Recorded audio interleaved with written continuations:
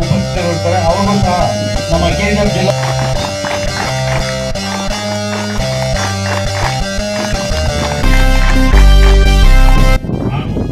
KGF ಜಿಲ್ಲಾ police ವಾರ್ಷಿಕ ಕ್ರೀಡಾಕೂಟ 2024 ಪ್ರಾರಂಭಗೊಳಿಸಲು ಮುಖ್ಯ ಅತಿಥಿಗಳಲ್ಲಿ ಗೌರವಪೂರ್ವಕವಾಗಿ ವಿನಂತಿಸಿಕೊಳ್ಳುತ್ತೇನೆ.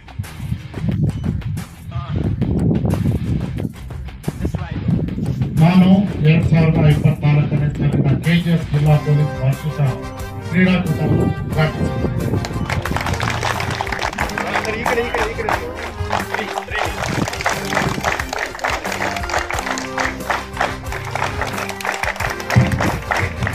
ಮಾರಿಗಳನ್ನು ಹಾರಿಬಿಡುವುದರ ಮುಖಾಂತರ ಕ್ರೀಡಾಕೂಟ ಹೋದ ವರ್ಷದ ಕ್ರೀಡಾಕೂಟದಲ್ಲಿ ಆಲ್ರೌಂಡ್ ಬೆಸ್ಟ್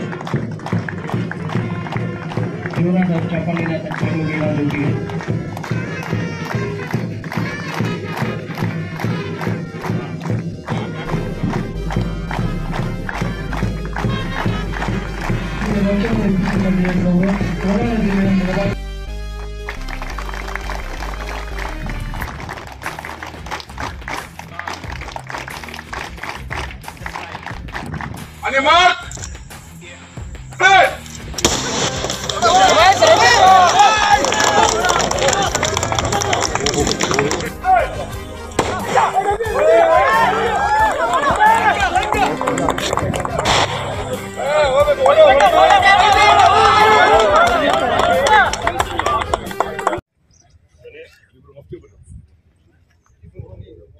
ಕೆಜಿಎಫ್ ಜಿಲ್ಲಾ ಪೊಲೀಸ್ ವತಿಯಿಂದ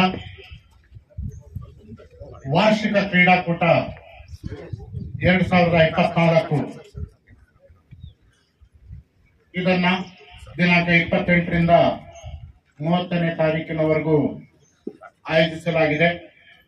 ಈ ಸಂದರ್ಭದಲ್ಲಿ ಈ ಸುಂದರವಾದಂತಹ ಒಂದು ಕ್ರೀಡಾಕೂಟವನ್ನ ಆಯೋಜಿಸಿ ಈ ಸಮಾರಂಭದಲ್ಲಿ ಹಾಜರಿರುವಂತಹ ನನ್ನ ನೆಚ್ಚಿನ ಸ್ನೇಹಿತರಾದಂತಹ KM ಶಾಂತರಾಜು ಅವರೇ ಹಾಗೂ ಇಲ್ಲಿ ನೆರೆದಿರುವಂತಹ ಎಲ್ಲ ಹಿರಿಯ ಅಧಿಕಾರಿಗಳೇ, ಕ್ರೀಡಾಪಟುಗಳೇ, ಸಾರ್ವಜನಿಕರೇ, ಪತ್ರಿಕಾ ಮಾಧ್ಯಮದವರೇ, ನಾನು ಹಿಂದಿನ ವರ್ಷ ಸಹ ಈ ಒಂದು ಕ್ರೀಡಾಕೂಟದಲ್ಲಿ ಭಾಗವಹಿಸಿದ್ದೆ. ನನಗೆ ತುಂಬಾ ಸಂತೋಷ ಆಗ್ತಾ ಇದೆ. ಈ ಬಾರಿ ಸಹ ನಿಮ್ಮ ಜೊತೆ ಈ ಕ್ಷಣಗಳನ್ನ ಕಳೆಯುವಂತ ಒಂದು ಅವಕಾಶವನ್ನ ಕೊಟ್ಟಿದ್ದೀರಾ.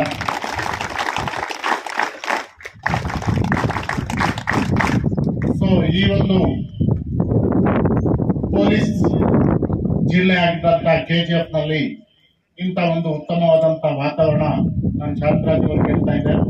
ನಾನು ಇಲ್ಲಿ ನೋಡ್ತಾ ಇದ್ರೆ ಅಲ್ಲಿ ಮಡಿಕೇರಿನಲ್ಲೂ ಅಥವಾ ಒಂದು ಜಮ್ಮು ಕಾಶ್ಮೀರದಲ್ಲೂ ಇದ್ದ ಹಾಗೆ ಕಾಣ್ತಾ ಇದೆ. ಅಷ್ಟು ಸುಂದರವಾದಂತಹ ಒಂದು ವಾತಾವರಣ, ಈ ಗ್ರೀನರಿ ಮತ್ತು ಇಂತಹ ಒಂದು ವ್ಯವಸ್ಥೆಯಲ್ಲಿ ನೀವೆಲ್ಲ ಈ ಕ್ರೀಡಾಕೂಟವನ್ನು ಆಯೋಜಿಸಿದ್ದೀರಾ. ತುಂಬಾ ಸಂತೋಷ ಆಗ್ತಾ ಇದೆ.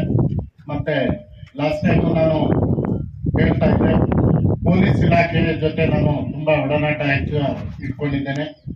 ನನ್ನ ಇಬ್ಬರು ಆತ್ಮೀಯ ಸ್ನೇಹಿತರು, ಮೊದಲು ಶಾಂತರಾಜ್ ಮತ್ತೆ ನಾರಾಯಣ್ ಇದ್ರು, ಈಗ ನಿಖಿಲ್ ಅವರು ಬಂದಿದ್ದಾರೆ. ಸೊ ಜಿಲ್ಲಾಡಳಿತ ವತಿಯಿಂದ ಸಾಮಾನ್ಯವಾಗಿ ಯಾವುದೇ ಒಂದು ಉತ್ತಮವಾದಂತ ಸೌಲಭ್ಯವನ್ನು ಕಲ್ಪಿಸಬೇಕಾದ್ರೆ ನಾವು ಸಹ ಅದರಲ್ಲಿ ಆಸಕ್ತಿಯನ್ನು ತೋರಿದಾಗ ಮಾತ್ರ ಆಗುತ್ತೆ. ಇಂಥ ಸಂದರ್ಭದಲ್ಲಿ ನಾನು ಇಲ್ಲಿ ಕೋಲಾರ ಜಿಲ್ಲೆಗೆ ಬಂದ ನಂತರ ತುಂಬಾ ಒತ್ತನ್ನ ಈ ಒಂದು ಪೊಲೀಸ್ ಇಲಾಖೆಗೆ ಅದರ ಮೂಲಭೂತ ಸೌಕರ್ಯಗಳಿಗೆ ಕೊಡ್ತಾ ಇದ್ದೇನೆ. ಅದರಲ್ಲಿ ಪ್ರಮುಖವಾಗಿ ಕೋಲಾರ ಮತ್ತು ಇಡೀ ಜಿಲ್ಲೆಯಲ್ಲಿ ಟ್ರಾಫಿಕ್ ಸಿಗ್ನಲ್ಸ್ ಅಂದ್ರೆ ನಮ್ಮ ಒಂದು ಟ್ರಾಫಿಕ್ ಅನ್ನ ಕಂಟ್ರೋಲ್ ಮಾಡೋದ್ರಲ್ಲಿ, ಪ್ರಾಣವನ್ನ ಉಳಿಸೋದ್ರಲ್ಲಿ, ಟ್ರಾಫಿಕ್ ಏಡ್ಸ್ ಇರಬಹುದು ಅಥವಾ ಟ್ರಾಫಿಕ್ ಸೌಲಭ್ಯಗಳಿರ್ಬಹುದು, ಅದನ್ನ ಕೊಡಬೇಕಾಗುತ್ತೆ.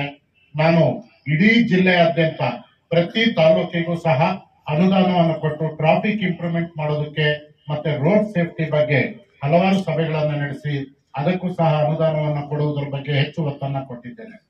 ಎರಡನೇದಾಗಿ ನಮ್ಮ ಏನ್ ಪೊಲೀಸ್ ಇಲಾಖೆಯಲ್ಲಿ ಇರುವಂತ ಸಿಬ್ಬಂದಿಯವರು 24 ಗಂಟೆ ಕೆಲಸವನ್ನ ಮಾಡ್ತಾ ಇರ್ತಾರೆ.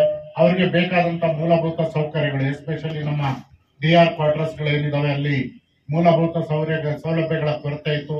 ಕೋಲಾರ ಒಂದು ಹೆಡ್ ಕ್ವಾರ್ಟರ್ ಅಲ್ಲಿ ಅವ್ರಿಗೆ ಬೇಕಾದಂತ ಎಲ್ಲಾ ರೀತಿಯ ರೋಡ್ಸ್ ಇರ್ಬೋದು, ಅಲ್ಲಿ ಕುಡಿಯೋ ನೀರಿನ ಸಮಸ್ಯೆ ಇತ್ತು. ಎರಗೋಳಿಂದ ಬಂದಂತ ನೀರನ್ನ ಅವ್ರಿಗೆ ಇವತ್ತು ಸಪ್ಲೈ ಮಾಡ್ತಾ ಇದ್ವಿ. ಅದೇ ರೀತಿ ಸೋಲಾರ್ ಹೀಟರ್ಸ್ ಅನ್ನ ಹಾಕೊಟ್ಟಿದ್ವಿ. ಸೊ ಬಿಸಿ ನೀರಿನ ಒಂದು ವ್ಯವಸ್ಥೆಯನ್ನ ಮಾಡಿದ್ವಿ.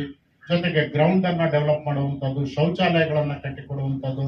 ಸೊ ಹೀಗೆ ಎಲ್ಲವನ್ನ ನಾವು ಆದ್ಯತೆ ಮೇಲೆ ಮಾಡಿದ್ವಿ.